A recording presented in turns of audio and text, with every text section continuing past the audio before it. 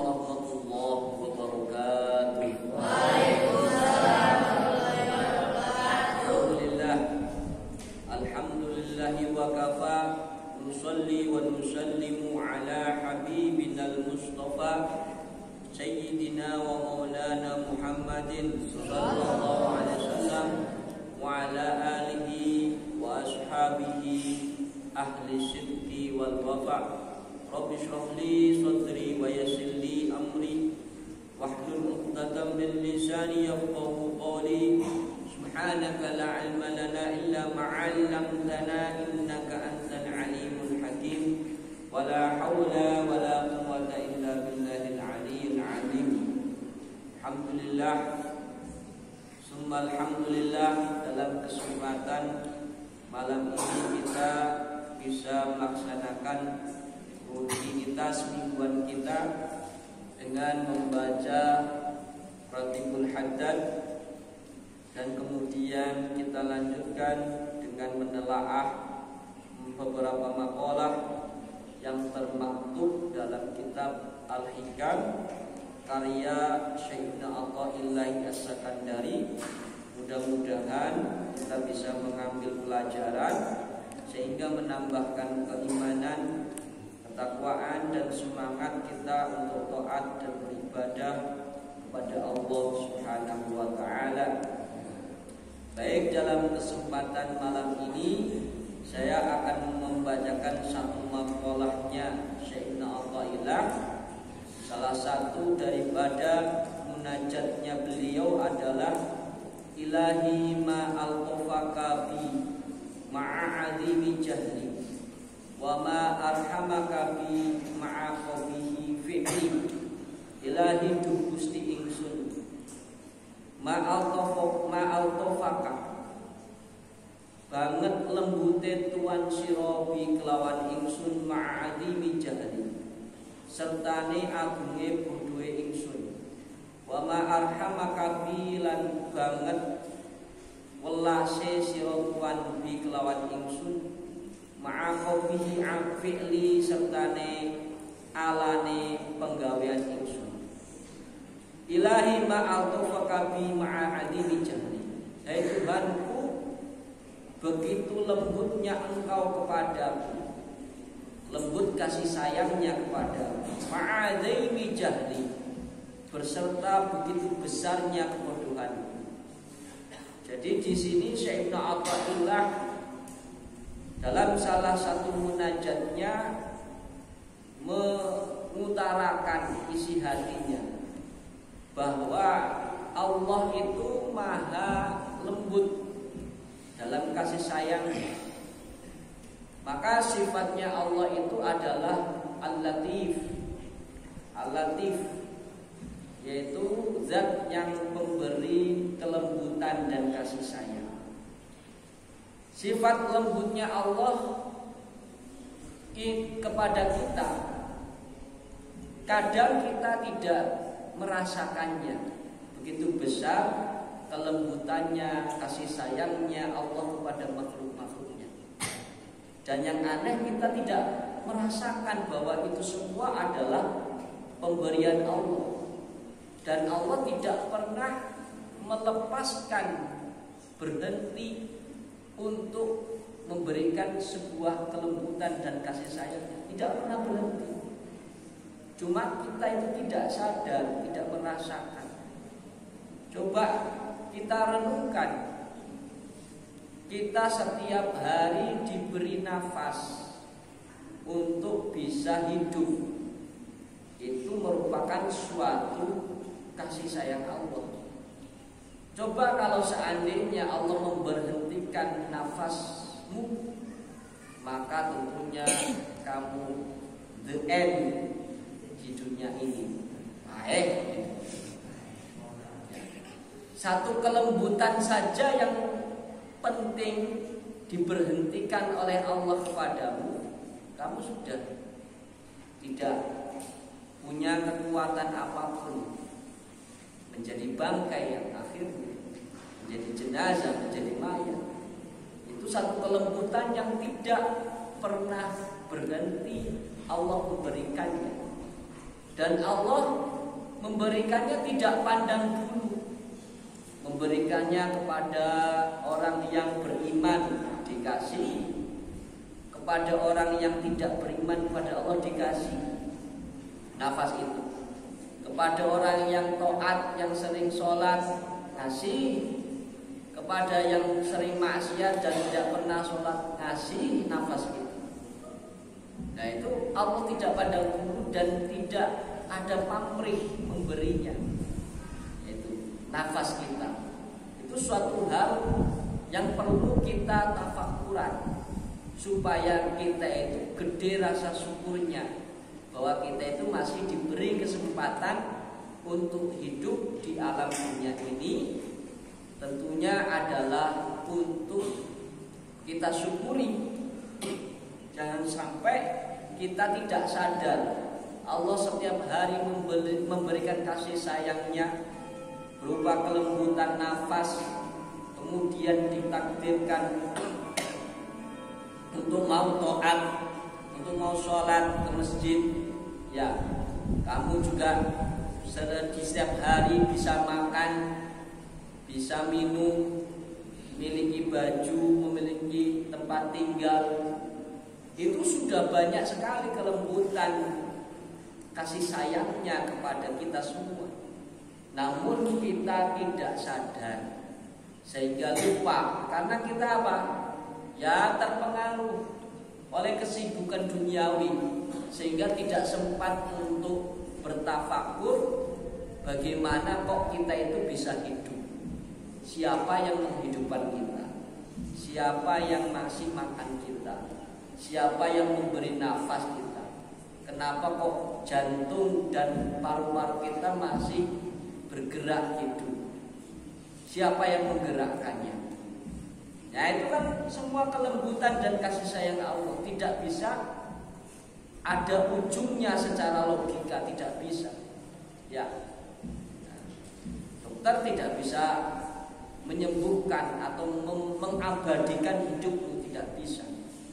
Organ-organ tubuh siapa itu yang menggerakkan? Ya Allah Subhanahu wa ta'ala. Nah itu tidak kita rasakan, sehingga kita kurang syukurnya. Banyakan kita selalu memandang hidup ini dari sisi yang negatif terus, dari sisi kekurangannya terus. Akhirnya kurang syukur. Yang kita pikirkan kan, wah gak punya mobil. Yang kita pikirkan kan, waduh duitnya kurang. Yang kita pikirkan kan, waduh istri saya jelek. Yang kita pikirkan kan, aduh rumah saya jelek. Jadi selalu sisi negatif, tidak pernah berpikir sisi positifnya.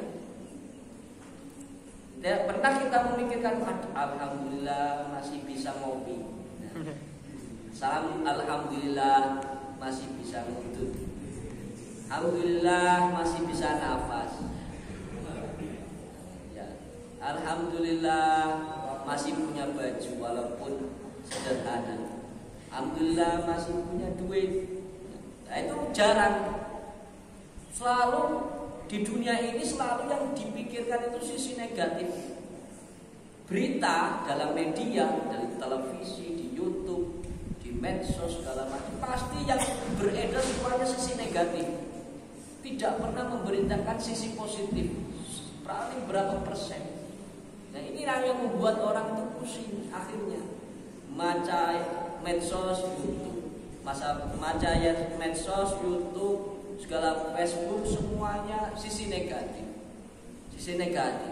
Palingnya kasus Sambo sama Gus Samsudin dan Gus Lampu Merah. Nggak pernah menceritakan bagaimana alhamdulillah negara kita itu aman, alhamdulillah kekayaan alam kita itu banyak. Ya. Itu tidak pernah memberitakan sisi-sisi positifnya, sehingga orang itu ya akhirnya pusing, stres. Karena apa? Putus asa, akhirnya tertutup rasa syukurnya kepada Allah Subhanahu wa ta'ala. Ya. Justru malah itulah yang membuat umurmu pendek, penyakitan. Ya kalau kamu lebih banyak memikirkan sisi negatifmu, sisi negatif dalam kehidupan dunia, kamu bakal sering kering, umurmu nanti pendek, kamu gampang stres. Tapi kalau kita berpikir banyak hal tentang positif, pikiran kita positif thinking, nah, kita bakal maju dan menambah kekuatan imun. Kenapa kemarin waktu musim corona itu yang meninggal itu rata-rata ya karena ada kekhawatiran, kecemasan. Waduh, ngopai. Ya, akhirnya kayak beneran. Waduh, corona ini, waduh, maskeran 3 lapis, segala macam. Ke sana, wah nggak mau keluar, ke situ nggak mau keluar, ke sana nggak mau keluar, nggak mau nemuin orang. Akhirnya malah bener nggak keluar di rumah sakit, stres, udah dikurung, akhirnya pahit. Ya, gitu. Jadi karena sisi negatifnya yang kita pikir, tidak sisi positifnya. Sehingga kalau sisi negatifnya otomatis membawa hati kita kepada kesedihan. Yang ada cuma cemberut, sedih, stres, ya. Tidak pernah ada rasa kegembiraan.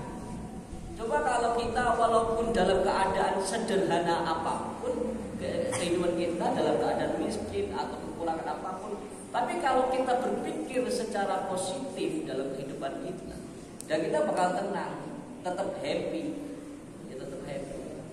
Kalau kalian butuhkan, tetap nikmati saja sisi positifnya. Alhamdulillah sehingga ini apotek laku, saya beli obat, saya ngasih rezeki ke apotek, saya ngasih rezeki ke dokter. Ya. Alhamdulillah berkat duduk ya dinikmati, ada rezekinya bagi tumila. Selalu kita membaca sisi positifnya, ya. Sehingga pikiranmu bakal tenang, hidup akan tentrem, ayem, ya. Nah itulah kalau kita berbicara tentang kelembutan kasih sayang Allah, maka kita harus banyak berpikir tentang hal-hal yang positif dalam kehidupan kita. Jangan terlalu banyak mengeluh. Jangan terlalu banyak mengeluh, banyak bersyukur. Jadi kalau kita tentunya mau bersyukur, otomatis Allah akan menambah nikmatnya kepada kita semua. La in syakartum la azidannakum. Jadi seperti itu, syukur. Jadi rasa syukur itu akan membawa kebahagiaan tersendiri. Sehingga kalau orang itu sudah bahagia, pasti kerja semangat, pasti belajar semangat. Kalau kamu sedih, ya kalau kamu sedih nggak bisa mikir, nggak bisa bekerja, nggak bisa belajar, bahkan nggak bisa hidup. Pokoknya tenggenah kayak gitu, intinya nggak jelas pokoknya kehidupan. Ya, tetapi kalau kita membaca begitu banyak rasa syukur kita, nikmat kita kepada Allah, nikmat kita dari Allah, bakal tentunya kita akan menambah rasa syukur, sehingga disitulah ada kebahagiaan. Kalau ada kebahagiaan maka akan semangat kerja. Kalau semangat kerja pasti rezekinya lancar.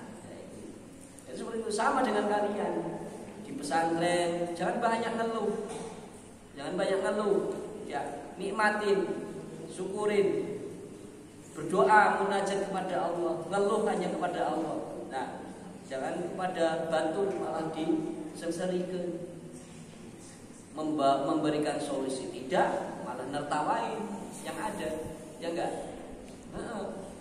Membantu tidak, malah ngecek, ya gitu. Jadi segala kesedihan itu cukup ngeluhnya kepada Allah Subhanahu wa Ta'ala. Tampakkan dirimu ke depan semua orang bahwa dirimu adalah orang yang bahagia, walaupun kadang kita banyak masalah, ya gitu. Jadi ilahi ma'altafaka bi ma'adimi jahli Wahai Tuhanku, begitu lembutnya kasih sayangmu kepadaku, walaupun besarnya kebodohanku. Jadi manusia itu bodoh, tidak mengetahui nikmat-nikmat Allah yang ia dapatkan dari semenjak dia terlahirkan di muka bumi ini sampai saat sekarang. Sehingga kurang syukurnya akhirnya yang ada malah berbuat kerusakan. Tidak terima bahwa ketika kita diuji dengan kemiskinan, sehingga engkau mengatakan kepada Allah, "Wah, ya Allah, engkau tidak adil kepadamu." Ya itu. Karena apa? Memandang sisi negatifnya. Kita kebanyakan kalau tertimpa sesuatu masalah yang tidak kita sukai, pasti kita nuduhnya ya kepada Allah Sang Maha Pencipta. Allah kok enggak adil? Kenapa bebek putus? Paling gitu. Ya. Kenapa dia tidak menyukaiku? Ini gara-gara engkau tidak adil ya Allah. Ya, kadang seperti itu. Ya. Dan karena kita bodoh akhirnya menuduh seperti itu. Kalau kita akhirnya mengerti bijak, oh itu mungkin yang terbaik, bahwa tidak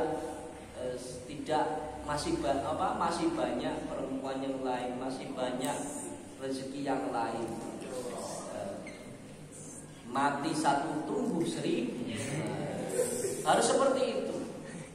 Jadi bahwa kita itu ketika diuji oleh Allah satu masalah, sebenarnya Allah itu akan memberikan kepadamu dua kenikmatan, dua kemudahan. Innamal usri yusra, innamal usri yusra.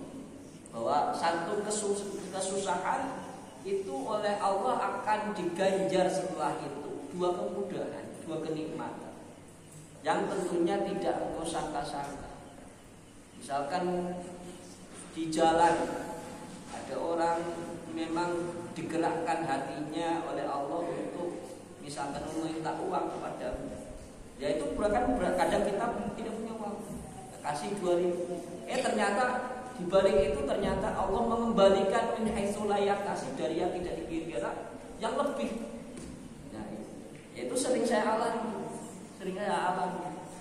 Jadi bahwa kesulitan itu satu, nanti Allah itu bakal membuka banyak jalan dari kesulitan itu. Itu yang saya sering alami itu seperti itu. Maka jangan kamu merasa putus asa ketika menghadapi sebuah kesulitan atau kesusahan, bahwa di balik itu Allah itu akan memberikan banyak peluang setelahnya. Wa ma arhamaka bi ma'aqubihi amal, ma'aqubihi fi'li. Begitu kasih sayangnya engkau kepadaku walaupun jeleknya perbuatan. Jadi Allah sifatnya adalah Rahman Rahim, Maha Pengasih dan Maha Penyayang. Kasih sayangnya Allah tidak terbatas, tidak membeda-bedakan suku, agama, ras, golongan. Yang tentunya Sunda ya dikasih, yang Jawa dikasih, yang Cina dikasih, yang Arab dikasih, yang Eropa dikasih, semuanya dikasih. Yang beriman dikasih, yang tidak beriman dikasih. Nah, walaupun kelakuan kita itu jelek di hadapan Allah, walaupun kita sering maksiat, tetap Allah mengasihi kita sepanjang masa dan tanpa pamrih.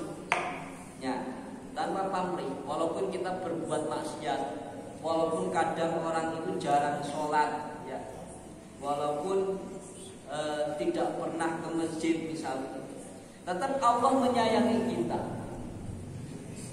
Kalau manusia itu biasanya kalau menyayangi orang lain itu ada kepentingannya, ada butuhnya, modus. Ya, kalau kamu misalkan ngasih silver cane kepada bebek kamu, ada maunya pasti kamu. supaya dia lebih cinta kepada. Tapi Allah tidak begitu. Kita berbuat baik ataupun tidak, oleh Allah itu disayangi. Ya, buktinya orang-orang yang tidak sholat kok masih diberi nafas untuk hidup.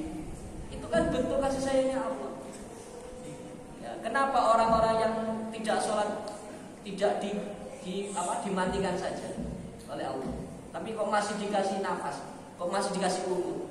Itulah bentuk kasih sayangnya Allah. Ya. Kok masih dikasih makan, dikasih rezeki. Seharusnya kalau Allah itu istilahnya tidak memiliki sifat maha pengasuh, ya sudah, yang tidak sholat, yang maksiat sudah langsung diazab saja. Seperti umat-umat nabi-nabi terdahulu. Tapi umatnya Nabi Muhammad tidak, masih dikasih umur tetap, walaupun tidak taat, walaupun maksiat. Nah, tentunya ya kita harus tafakuran bahwa hidup ini semuanya adalah anugerah dari Allah, untuk supaya kita lebih bisa bersyukur bahwa nikmatnya Allah itu sangat banyak, walaupun kadang banyak hal yang tidak kita sukai dalam kehidupan kita. Tentunya kalau kita banding-bandingkan, lebih banyak nikmatnya. Coba bayangkan, dalam 1 tahun sehatnya kamu berapa bulan, sakitnya berapa bulan? Paling sakit cuma 3 hari, cuma seminggu. Nah sisanya dalam 1 tahun lebih banyak sehat daripada sakit. Berarti kita ya harus banyak syukurnya. Ya. Di antara megang duit dan tidak megang duit, pasti banyak megang duitnya. Walaupun duitnya bukan milikmu yang dipegang, tapi pasti lebih banyak megang duitnya. Nah, perlu kita syukuri. Ya. Jadi jangan terlalu banyak berpikir yang negatif, jangan terlalu banyak mikir yang tidak kamu sukai. Tentunya pikirlah ada hikmahnya, ada sisi baiknya, harus yang kita pikirkan, sehingga menambah rasa syukur kita kepada Allah, sehingga kita hidupnya itu legowo, nerimo ing pandung, ya, terima segala hal yang menjadi qada-qadarnya Allah Subhanahu wa taala. Itu saja mungkin yang bisa saya sampaikan. Wallahu a'lam bishawab. Wassalamualaikum